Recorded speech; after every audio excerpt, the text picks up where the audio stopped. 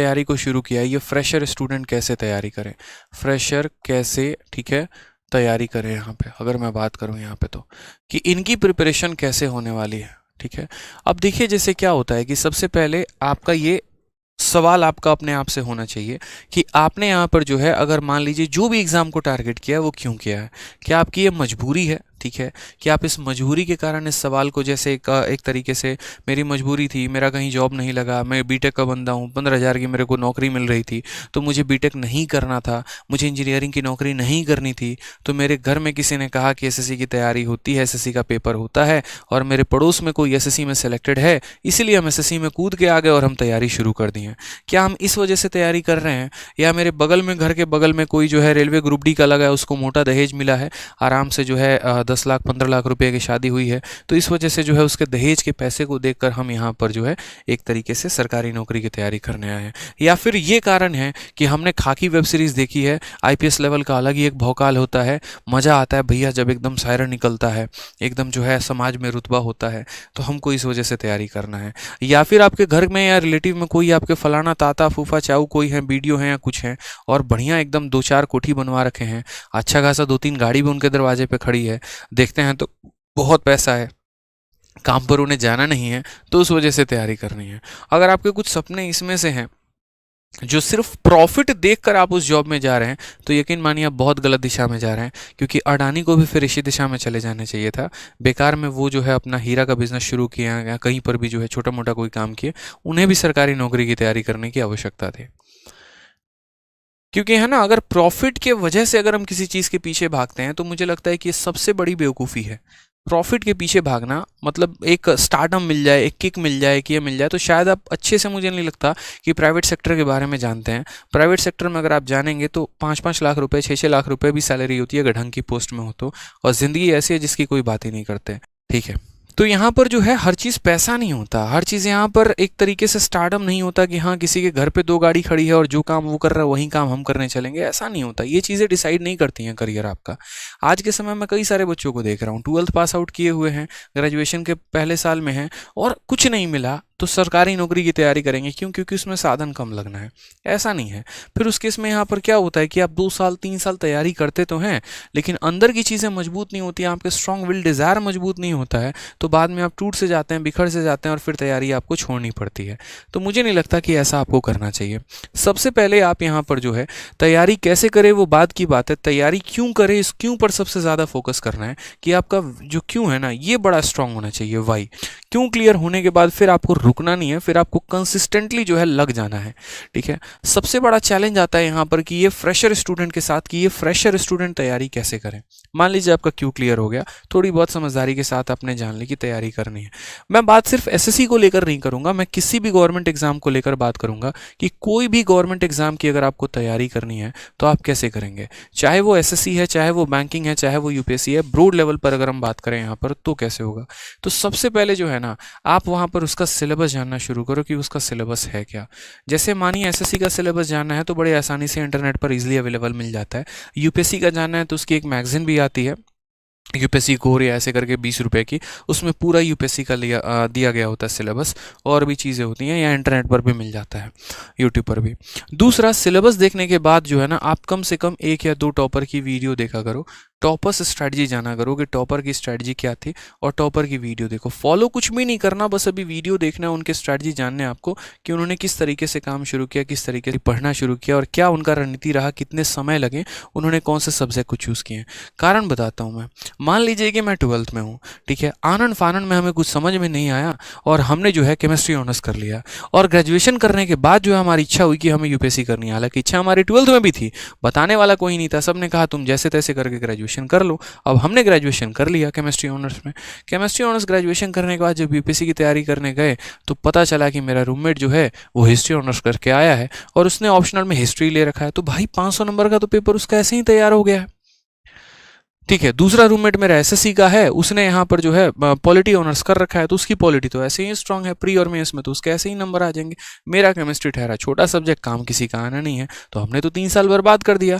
और ना सिर्फ इन 3 साल बर्बाद होते हैं, जितना बड़ा सब्जेक्ट आप ऑनर्स में चूज करते हैं समय भी आपका उतना ही लगता है।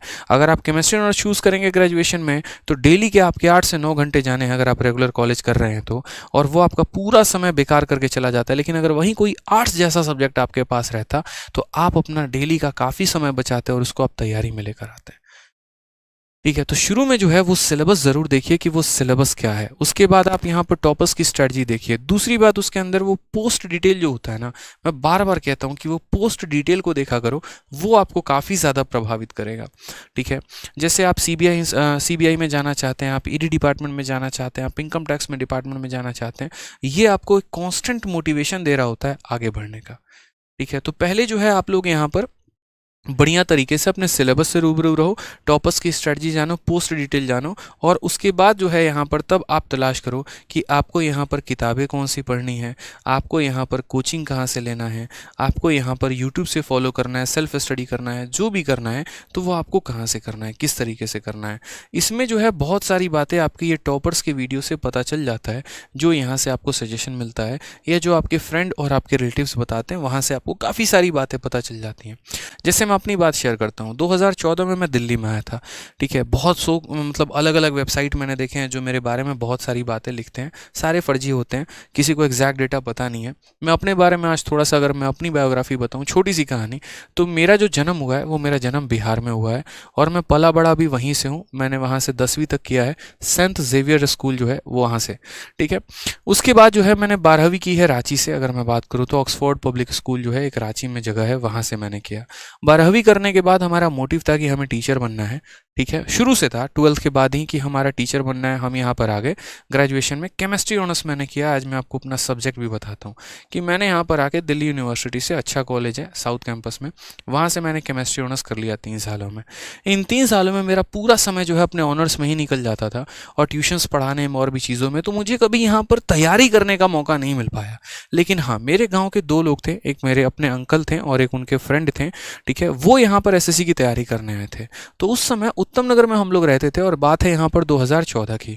और 2014 में जब वो उत्तम नगर में आए थे ना, तो वो एक कोचिंग इंस्टीट्यूट में जा रहे थे, वहाँ से उन्होंने तैयारी करना शुरू किया था। तो वो कोचिंग का जो संडे का मॉक होता था ना, वो उसे लेकर आते थे। और जब वो संडे का मॉक लेकर आते थे ना, तो मेरी बड़ी जिज्ञासा थी, क्योंकि पहली बार जब वो इंक्वायरी करने गए थे तो उस कोचिंग इंस्टीट्यूट का पूरा पैम्पलेट था। पैम्पलेट में उसने बता रखा था CPO, sub inspector, Delhi police में ट्रैफिक में जो है ट्रैफिक पुलिस का किस तरीके से क्या क्या पेपर होता है, कैसे तैयारी करनी होती है। तो देख के मुझे ऐसा मोटिवेशन, अरे निकाल लेंगे, कोई टेंशन नहीं है, इंग्लिश 50 नंबर इतना हो जाएगा, कोई दिक्कत नहीं है।